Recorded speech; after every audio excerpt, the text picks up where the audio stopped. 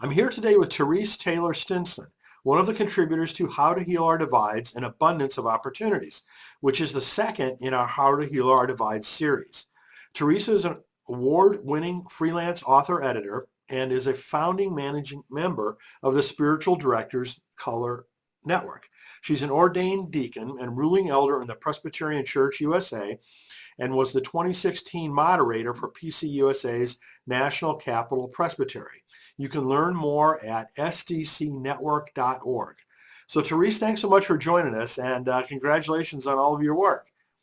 And thank you for having me. Certainly. Well, it's always a pleasure to collaborate with you. So I'm really glad we can do this, and I really appreciate you contributing to the book, obviously. So before we talk about the book, though, maybe you can tell folks a little bit more about your background. You've had a pretty varied past, and I'd love for people to hear a little bit about that.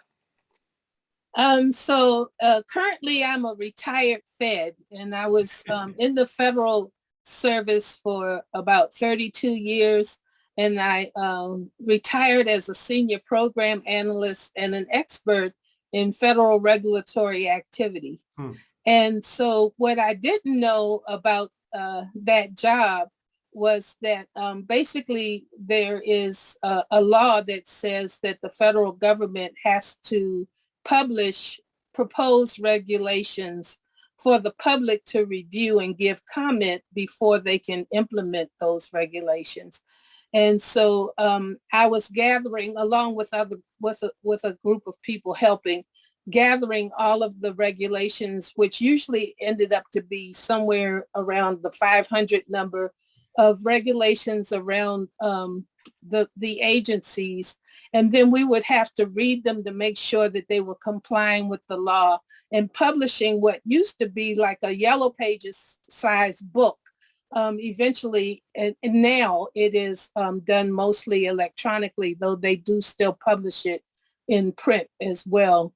And so when I retired, I had trained to become a spiritual director, and training as a spiritual director caused me to question why weren't the practices of people of color included in some of the learning, or why weren't any of the people we were learning about identified as people of color.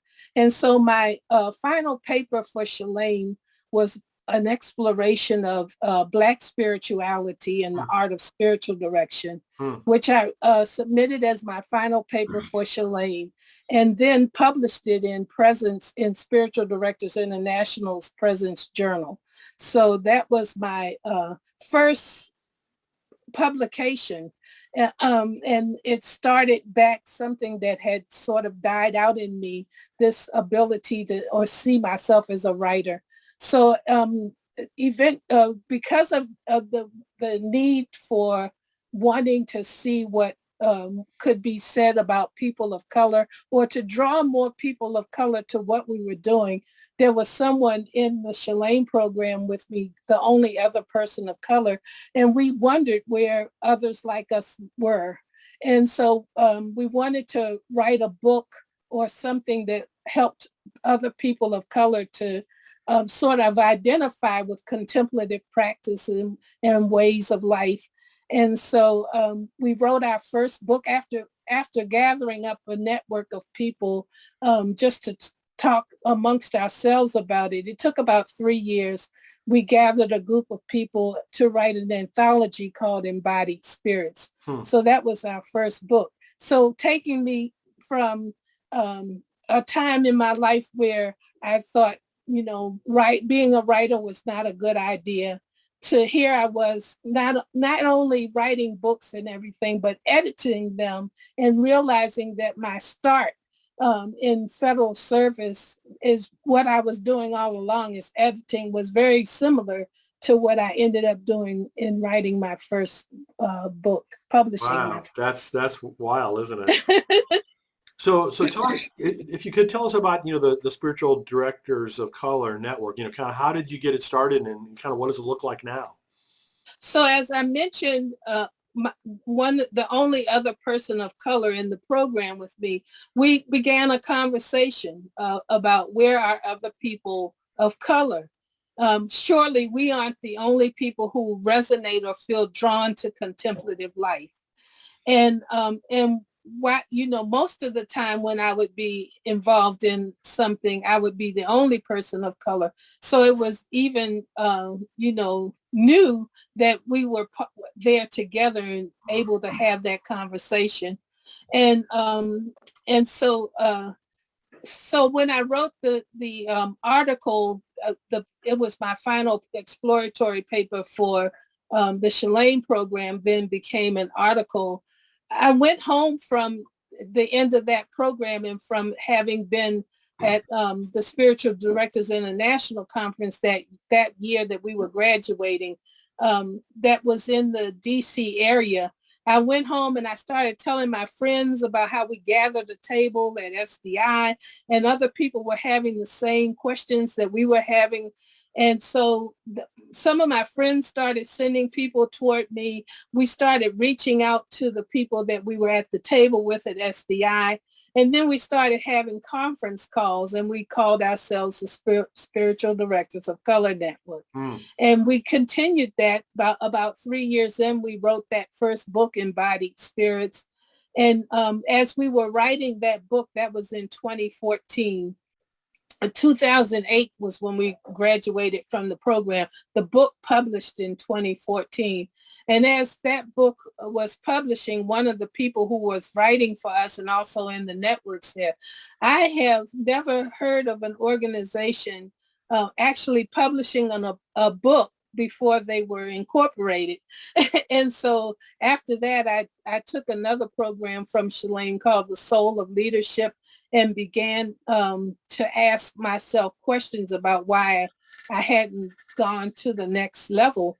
And so one of the things was to go back and ask questions of your organization, what they would like to do. And I did that, and it turned out overwhelmingly people were very much interested in us being incorporated and continuing the work. And so we incorporated in late 2014, and now altogether, we've been together for about 16 years. So how many people are members of it now? At the moment, we have about 112 members. We've had as high as 125 members. We are not even just local in terms of just being in the United States. Some of the people are in South Africa. We did have people in the Philippines and other places like that. Some people have dropped off while other people have come in. We're not just African Americans. We're Asian. We're Indian. We're all kinds of people of color that have come together because as it turns out, that conversation that I was having with the person in the program with me is the same conversation many people of color were having. And nobody knew that other people were having it. Well, good for you for starting a movement like that, and I bet it's going to grow further too as it gains more awareness. I'm hopeful. We've had some struggles, but we have now published 3 books. And what the first book was 3 of us edited together. And then the second book I edited, Ain't Nobody Gonna Turn Me Around, Stories of Contemplation and Justice. And then the third book was Kaleidoscope, which was edited by one of our board members, Anita Adesanya. And it was what we were trying to do all along. Kaleidoscope is actually a curriculum that people can use to address the needs of people of color. I've heard of that too. So you and I have both been involved in the Wild Goose Festival, and several of the other contributors to How to Heal Our Divides have been as well. Can you just tell folks a little bit about what that's been like for you? I love the Wild, and the first year I went, Shalane was asked if they would lead it. And so they asked other Shalane graduates if they'd like to go and be spiritual directors. And then after that year, it seems like before that year, they were kind of loosely doing the spiritual direction. And then after that year of Shalane doing it, I think more formally, it became a habit. And now it's under the Charlotte Spirituality umbrella. Oh, And okay. so I started going there to do spiritual direction. I was so surprised that first year in talking to people. When you think of festival, you think of people being joyful and having a good time. And when we would sit across from people in spiritual direction, you would see the burdens that they were carrying, Hmm. even in that environment. And the Wild Goose actually also being a place where they are inviting people in who have had trouble with religion, Sure. and so, but I wasn't expecting all of that first year. And Interesting. so, but it was for me a time of growth and also just joy to be able to sit across from people like that. And so I think the next year I didn't have anyone to go with me, and then I convinced my husband to go with me to the Wild Goose Festival. And so we've been going every year since then, taking our dog and staying in a dog-friendly hotel. And Bernard, he does some wandering around on his own while I offer spiritual direction and centering prayer. And I have also sat as an author to sign books and, be in the bookstore to introduce books there, and sometimes offer some other kind of project that. Cool. Well, it's a great event. I just have enjoyed. I haven't been involved in it nearly as long as you have, but I just love it. I really have It is wonderful. enjoyed it tremendously. Mhm. So now let's talk about your chapter in the new book, the new How to Heal Our Divides book. The title of it is Organizing to Claim Our Own and the Other Through Interpathy. Can you explain what interpathy means? Oh boy. So I want you to know that that word is rather new to me as well. So one of the things through the Spiritual Directors of Color Network, we've been making partnerships now with some new institutions that are offering spiritual direction formation. And so one of the groups, the North Carolina Institute for Spiritual Direction and Formation, has asked me and some other people in our network to partner with them in some of their classes to talk about intercultural things. And so recently I helped with a class, and the word interpathy was introduced to me as I was reading some of the work. Interpathy is a word that was created. I'm slipping on his name at the moment, but it was created by a gentleman. And what it means is it's a combination of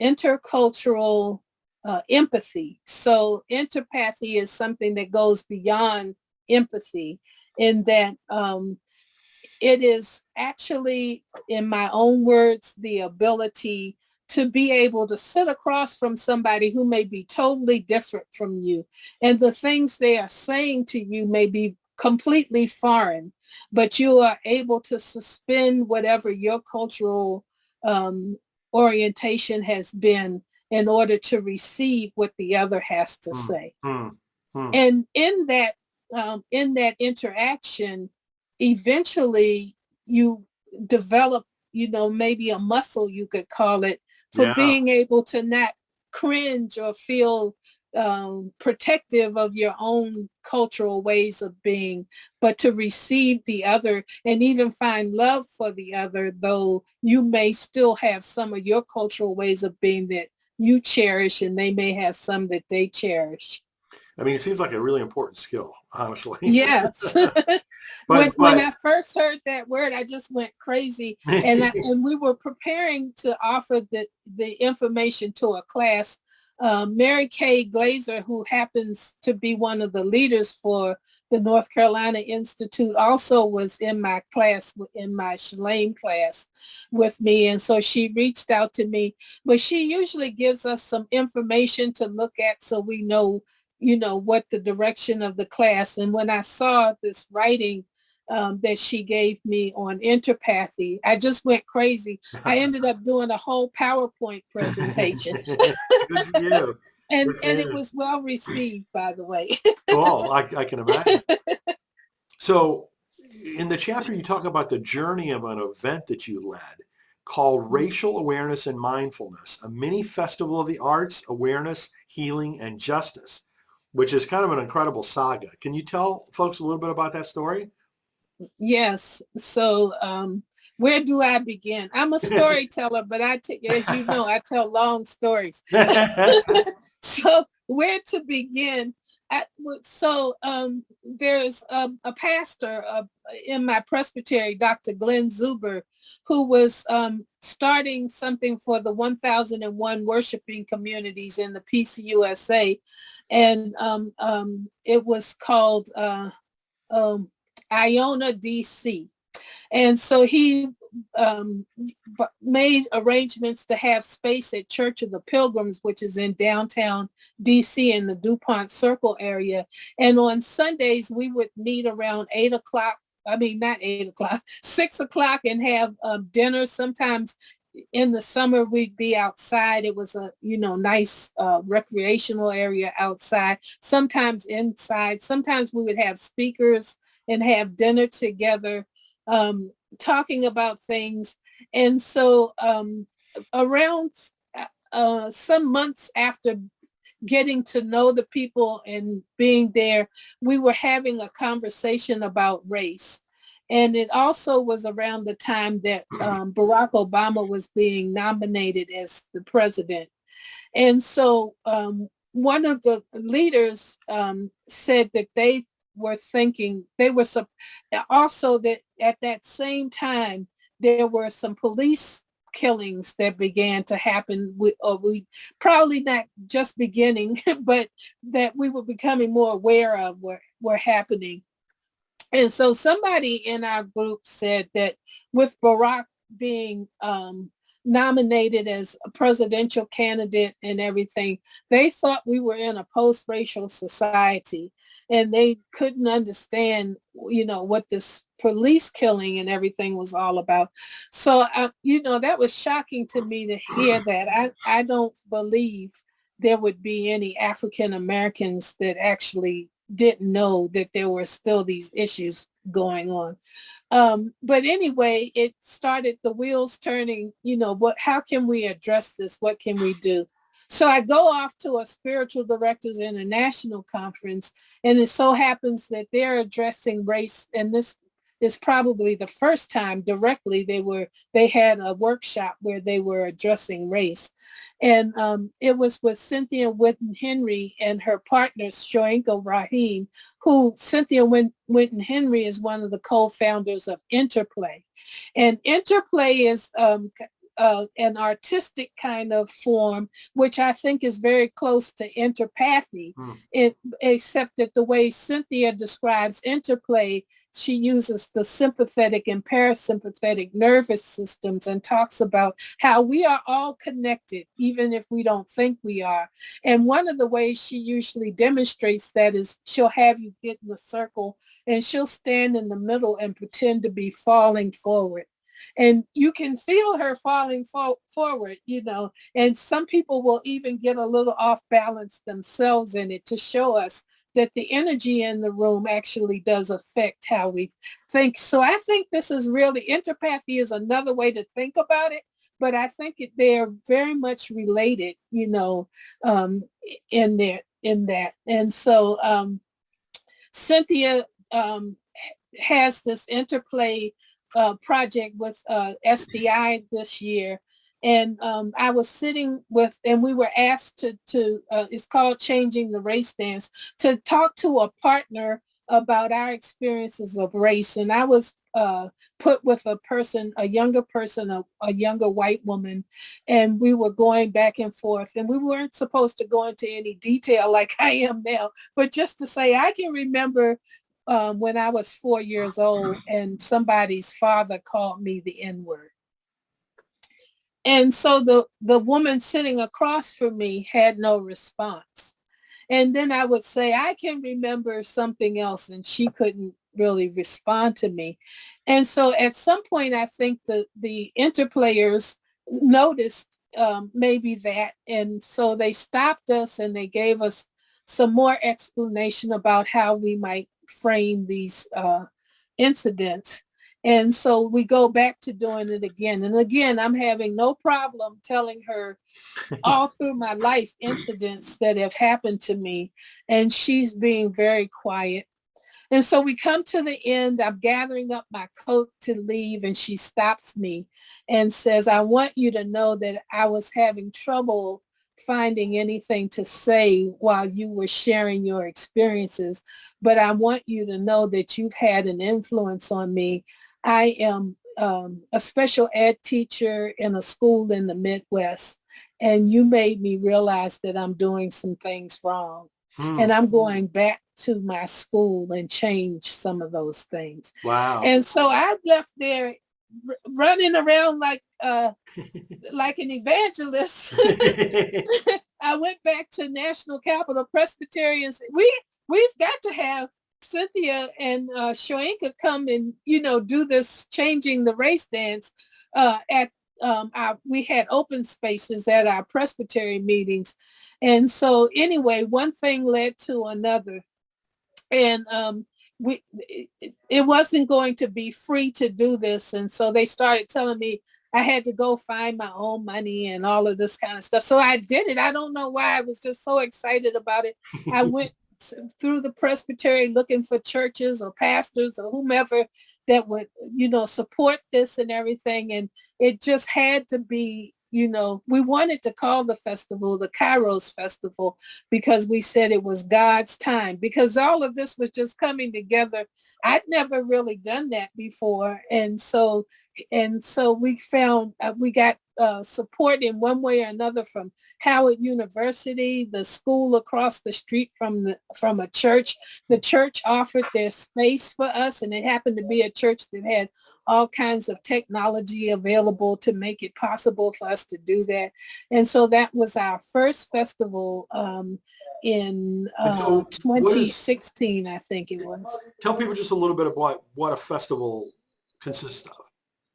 Okay, so the festival has a keynote. And as we went through the years, we had 6 festivals, but overall, because of the planning needed to even get it started, it was a 7-year process altogether. But so when we first started out, we had one keynote and we had workshops. And so we had workshops that allowed people to, like emotional emancipation circles, who are for people of African descent. And so only people allowed in there were people of African descent. And so we also had a white affinity group, so that white people could, we'd have a facilitator to help them to talk through, what is this racism and how are we culpable or whatever. And only white people were allowed there. And then as this festival went on, eventually we came up with a multicultural group because there were some people who really welcomed the safety of being amongst their own. And then there were some people who really wanted to be challenged by the other. And so one of the ways that we did challenge them with the others, with the interplay, the changing the race dance, there was a situation, this was the second year when Cynthia and Shoenka were the keynotes, a 80-year-old white woman in that group partnered with a 9-year-old girl whose mother was in National Capital Presbytery, and they became pen pals. And so I believe they're still pen pals as far as I know, but they reached out to one another and started writing each other. So the festival has those workshops. And then after the workshops, what we were doing initially was then having like some kind of intergenerational dialogue around what had happened during the day. As we progressed with this, we ended up having keynotes in the morning and keynotes in the afternoon. And our last festival last year, we had multicultural circles that people could meet in. And we also started having, when we went virtual, we started having wind downs so that Clarence Bluesman Turner, who is really a very popular radio personality on WPFW in DC, will come and play the blues on his guitar and sing while we, and everybody really enjoys him while we just sort of kind of let ourselves cleanse ourselves of all that's gone on through the day. So what would you say has been like the impact of the festivals for the people that have attended? So I think the impact that I recognize anyway, that people have taken me to dinner, given me tickets to theater, gotten, so I mentioned to somebody that Sonia Sanchez was one of my favorite people back in the day. And so they happened to be someplace where Sonia Sanchez was speaking and had her autograph a book for me. And but not only that, they would tell me stories about how they've changed their jobs, that they have taken up what we're doing as a calling for themselves, either in their church environment or in their communities. And so there's been a lot of different things that have happened or have started up since we started the festival outside. And for a while, we actually, after the festival, because people showed so much excitement, after the festival, we actually had like once a month, a gathering where people could still talk about race or, process things that they were going through. So all kinds of probably things that I don't even know about have happened. That's really great. People. Yeah. That's really great. So before we finish, maybe you can just talk to people a little bit about what's next for you, because I know you have a new book coming out. Yes, I'm hoping. I am a spiritual director at heart, and the Wild Goose Festival, church, writing books, everything. My own practice of spiritual direction all comes from that same place of spiritual direction.